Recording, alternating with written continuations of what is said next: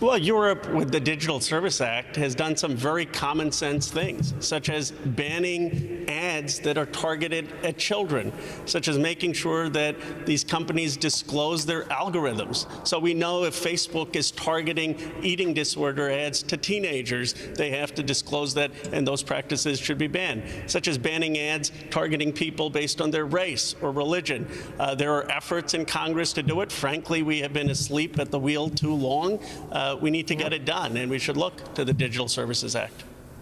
So what's the possibility of that happening? This sounds like one of these deals that a lot of people talk about, suggesting that they like it, and then nothing ever gets done. What's the chance it could pass the House, a version of it could pass the Senate, and President Biden could sign it? Joe, I appreciate and understand your frustration and skepticism. I mean, you've been talking about this for over a year.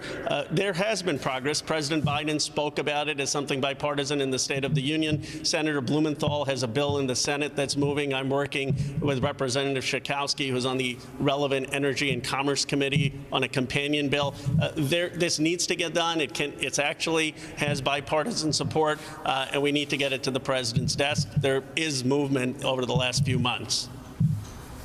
Congressman, do you have any thoughts, concerns, just reaction to Elon Musk buying Twitter?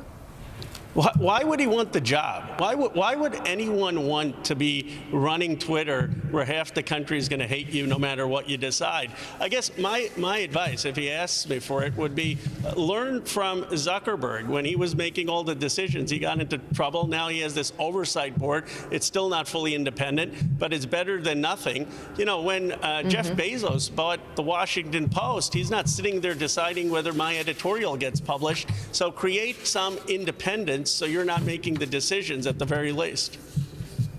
Congressman, you also sit on armed services. This $33 billion package rolled out and announced yesterday by the White House comes with a few political complications, as we've been talking about all morning. I know Democrats want some COVID relief in there. Republicans want Title 42 to remain in place as part of that deal. Are you confident that at least the $33 billion will get where it needs to go when it needs to get there? Yes, we need to do it. I mean, look, Russia is going to have a brutal war. Look at what they did in Syria.